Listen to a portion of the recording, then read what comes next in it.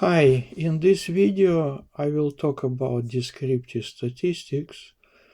This is what you're supposed to do every time you meet some unknown data. And this is always the first step before you do anything else with those data. Every step in genome biology has its own descriptive statistics. For instance, if you take FASTQ files, you do FastQC multi-QC checks. If it is a BAM files, you still can do FastQC multi-QC. The same programs work equally well with FastQ files and BAM files. If it is a BET files, you can use a BET tools. And if it is a BET files ready for analysis, you still have to do a few steps using, for instance, ChIPpeakAnno. In this particular case, you can count how many peaks you have, what is the average width, actually length and width, it's the same stuff here. What is the position with respect to transcription start sites of known genes, and how consistent are they between different sets. I mean, Venn diagrams, it's a bit a question mark whether it belongs to descriptive statistics or already the first step of differential analysis. It's up to you to decide. In ChIPpeakAnno you can see those figures, which are illustrations to descriptive statistics. And if you wonder how many are they of different kinds, there are only three. It's a histogram like this or density plot. Both plots illustrate the same data in slightly different styles. Next we have either pie chart or a bar chart. It's still the same data shown differently.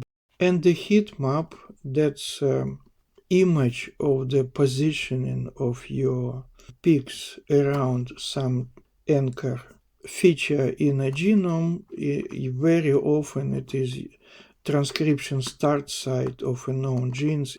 For instance, here you have an image of YY1 transcription factors, which centers well around TSS, and this helicase D7 from mouse doesn't look like attracted to a transcription start site.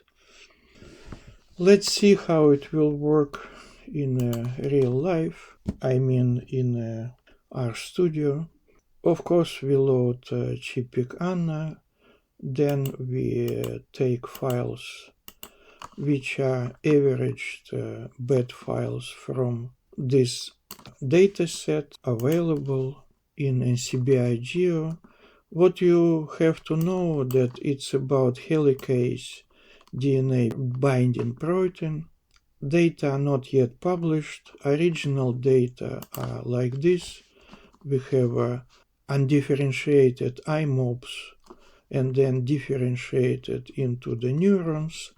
I averaged those files before, and here I will look at them with available means. You can convert GRanges format into a data frame and have a look inside. You have this table of widths, which is variable, names of peaks. With this data we can do a histogram and find out what's the average peak width in neurons, for instance, somewhere around 7.5. And this one is for IMOPs. Histogram is nice, but if you want to overlap both of them, you better go into a density. First you generate density as dneo demo, the very same logs, and then you can plot one density in color and another in another color, and now you see very much the same pattern, slightly different. And if you want to know details, you can call dneo demo and you will see detailed description on means, averages, quartiles, and the same for IMA. And you can overlap peaks with a specific function in ChIPpeakAnno, therefore you don't care where are the real data, the function will find it itself.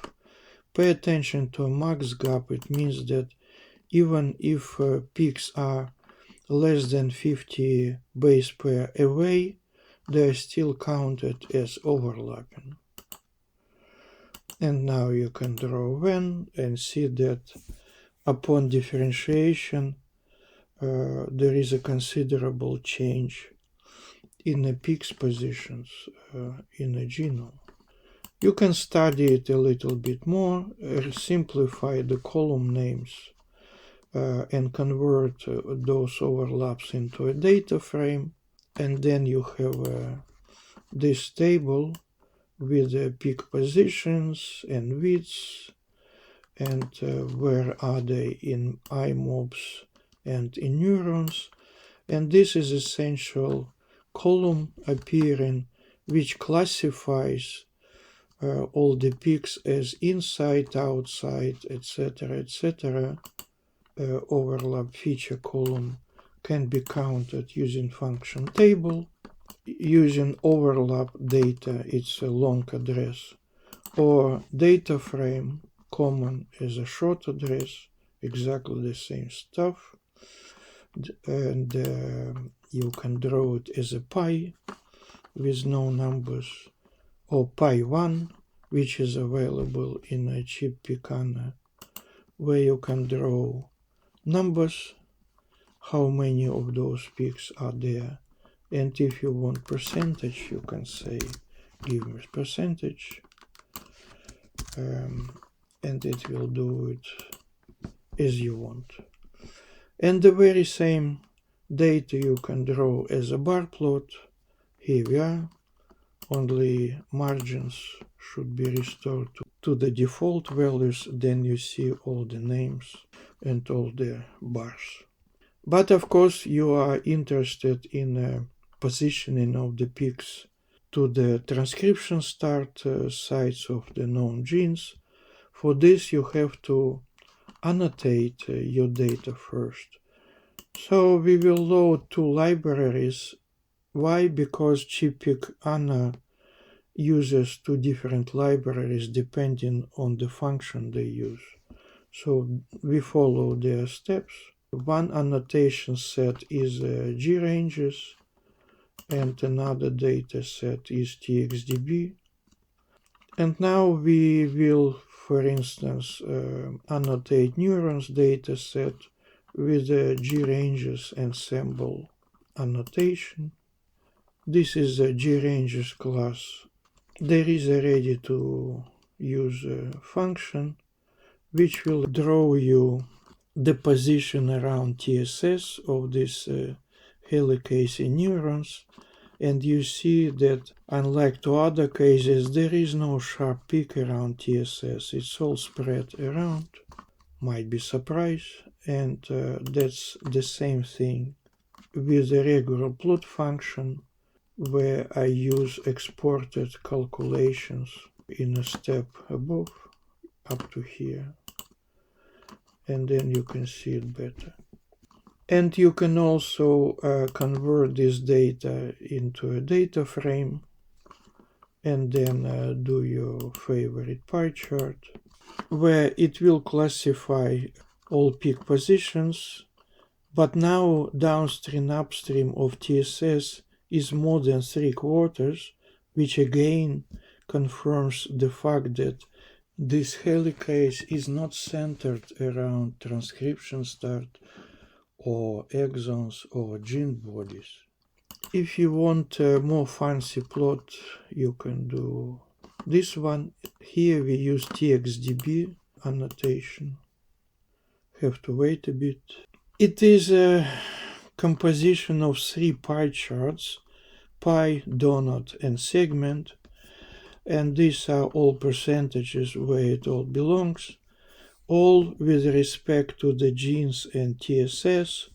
And if you feel it is a little bit too complicated to understand what is what, you can again convert those data which you fetched in a previous step into a data frame, then inspect a data frame, where you will see that there are now 3 columns of categorical data, and you can count all those categories independently and make a plot if you want of any particular column, which again confirms that most of the peaks are far away and only a few are somewhere around CDS exon UTRs.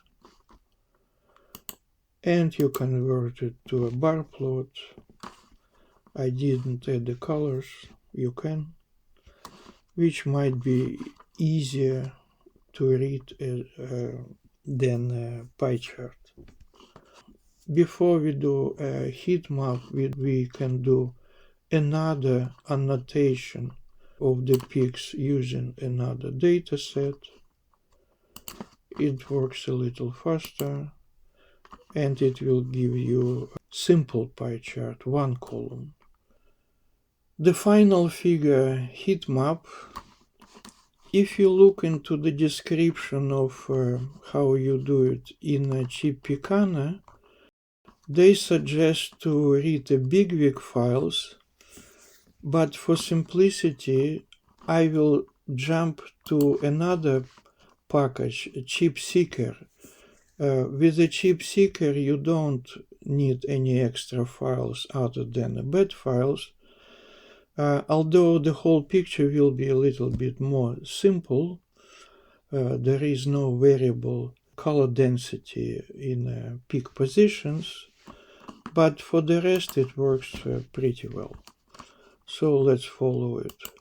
We import this library. We can check whether the library is functional.